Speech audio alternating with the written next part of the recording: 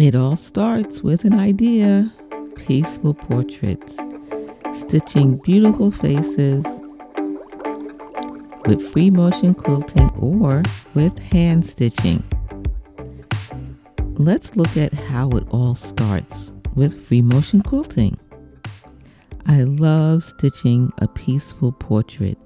It adds so much to my quilting experience. Well, you have to start with a light box and a design. Then transfer the face, the design, to fabric. Carefully outline everything that you're going to stitch. I'm going to stitch this with free motion quilting, but if you prefer hand stitching, you can do that too, or you can combine both techniques together. The options are limitless. Let's take a look at stitching this on a home machine with white thread, stitching out the outline. What do we have to consider when we're stitching this? One, can we stitch it? If you haven't practiced this type of stitching before, I recommend practice first. Then carefully stitch along the line that you traced. And if for some reason you can't follow the line, it just means you need to practice more, and that's okay. Also, sometimes I like to stitch the line several times, not just once.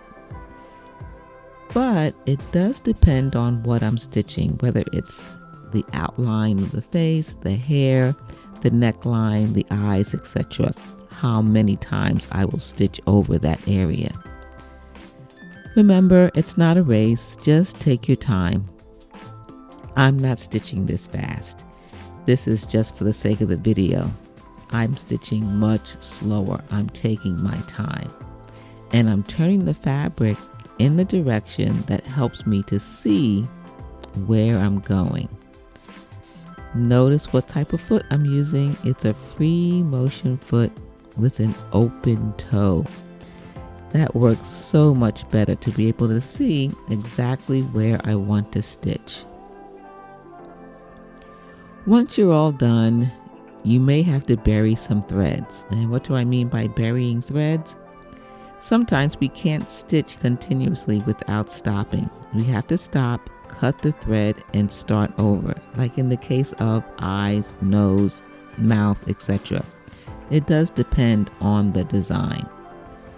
Each time I have to start and stop and cut thread, I make sure the top and bottom thread tails are long, as you can see here, because I'm going to knot them and bury them.